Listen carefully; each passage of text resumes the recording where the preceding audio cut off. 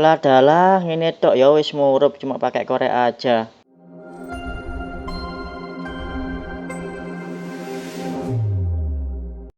Halo, assalamualaikum sahabat Rumah Nesia. Selamat datang kembali ya di channel Rumah Nesia. Oke, sahabatku semua, solusi dan inspirasi rumah Indonesia kali ini adalah lampu bekas yang sudah mati ini jangan dibuang dulu ya.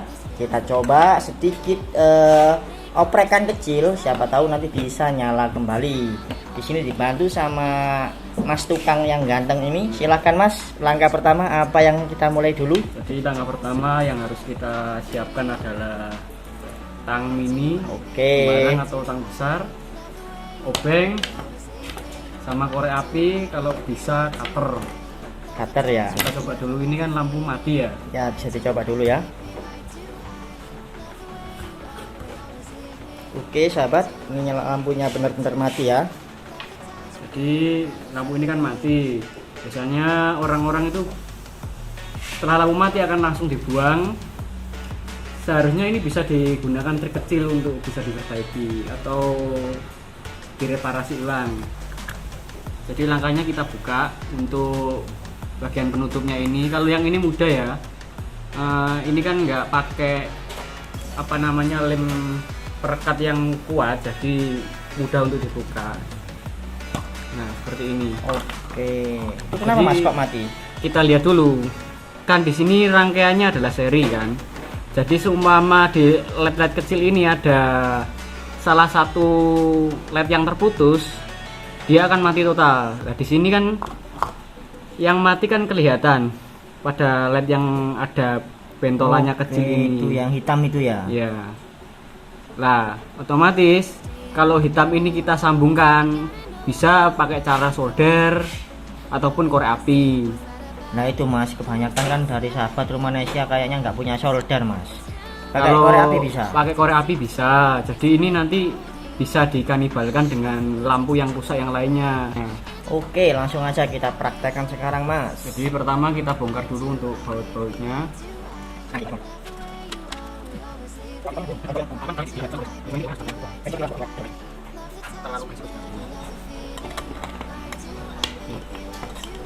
Nah, jadi hasilnya kan seperti ini kan. Lah, ini perlu diingat ya sobat. Kenapa lampu itu bisa kuat? Karena logam ini sifatnya sebagai pendingin. Makanya lampu-lampu yang di rumah sobat-sobat sekalian itu kenapa bisa awet lama? Biasanya ditentukan dengan logam yang putih ini ya. Kualitas logamnya ya? Nah, pendinginnya ini saya lupa namanya apa. Pokoknya itulah. Kalau sobat menemukan rangkaian yang enggak ada logamnya ini, otomatis kualitas atau harga lampunya itu sangat murah.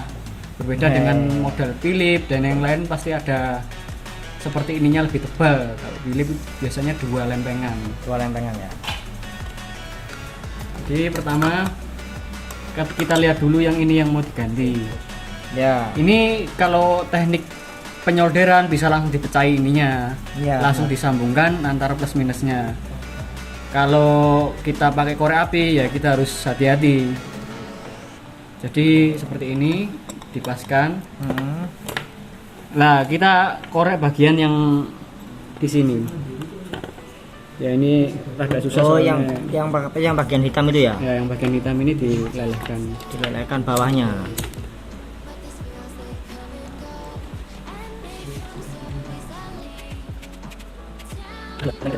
Sabar.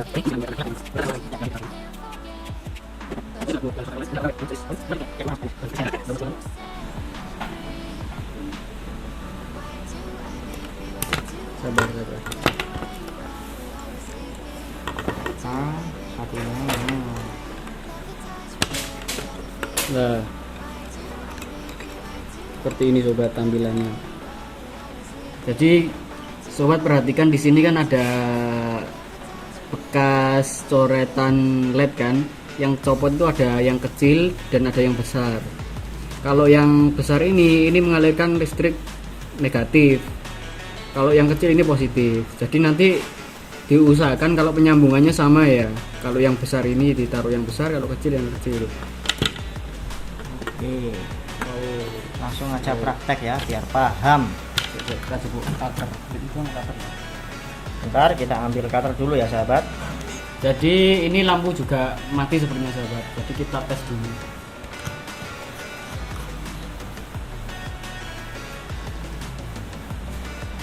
Fix mati. Lampunya mati. Kalau yang seperti ini kita kan nggak punya karet bekas ban dalam itu. Jadi kita harus berhati-hati untuk membukanya. Salah satunya caranya gini sih. Kita pakai cutter. Jangan terlalu panjang nanti pecah untuk cutternya atau bisa melukai diri sendiri. Jadi kan ada bagian yang Agak terbuka ya. agak terbuka kecil ini kita kayak gini. Hati-hati Terus loh. ini didorong ke arah sana, ke belakang sini. Nah, Alah mak, gitu tok. ya. Copot ternyata sahabat sampai kaget saya. Sebentar, ini jatuh. Jatuh sahabatku. Oke, ini. Kita lihat ya sahabat, ini kita lihat sepertinya kita lihat dulu kan LED-nya ini hampir sama ya. Oh, itu ada terbakar ya juga ya, mati. Ini yang rusak ini juga satu terbakar.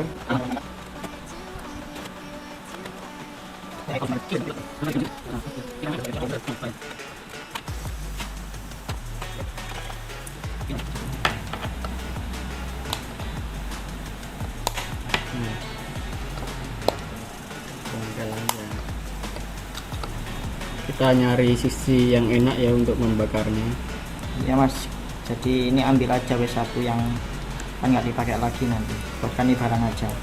Semoga bisa dan sukses. Kalau nggak bisa ya langkah terakhir harus pakai solder.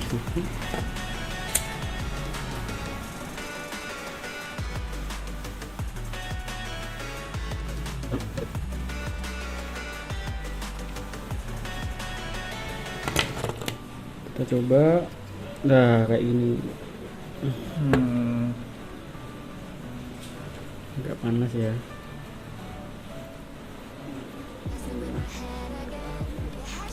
Kita dapat satu. Butuh berapa tadi? Butuh satu aja apa dua? Aja.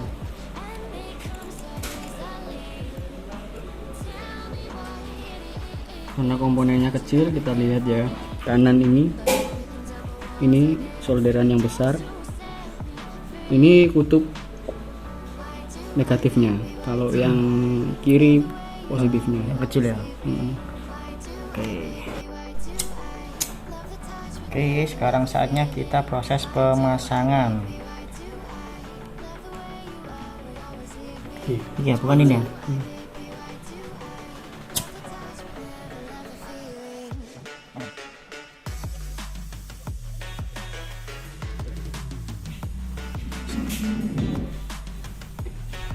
Oke, dipaskan plus minusnya. Nah, sambil ditekan seperti itu. Kalau sudah pas, semoga berhasil. Oke sahabat, apalagi sekarang mas langkahnya setelah Jadi, disambung? setelah kita lakukan penyambungan, kita kembalikan seperti semula ya. Dikembalikan dulu untuk baut-bautnya.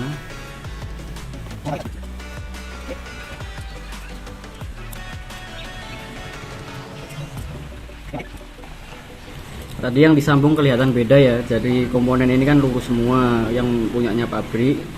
Nah, yang kita sambung yang sebagian ini kan ada bagian bekas Oh, yang panasnya. pojok ini yang nggak lurus itu sendiri. Nggak lurus sendiri kan kelihatan. Tapi untuk timahnya yang tersisa ini kan udah terekat dengan baik kan. Oke. Jadi nggak bisa digeser, udah normal seperti ini. Nah, langkah selanjutnya kita tes. Mungkin nggak usah dibuka, nggak usah pakai ini dulu mas. Bisa nanti nyoba bedanya apa kalau nyala apa bisa, enggak. tapi agak cerah. Baik, kita tes dulu ya.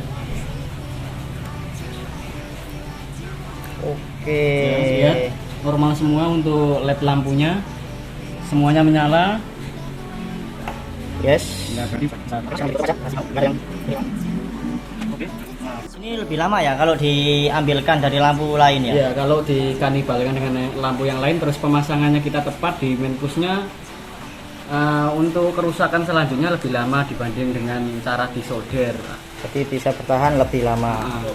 Oke, terima kasih. Assalamualaikum warahmatullahi wabarakatuh.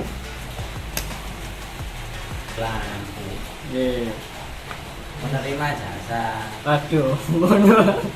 Kayak gak ono harapan ae. perusahaan lampu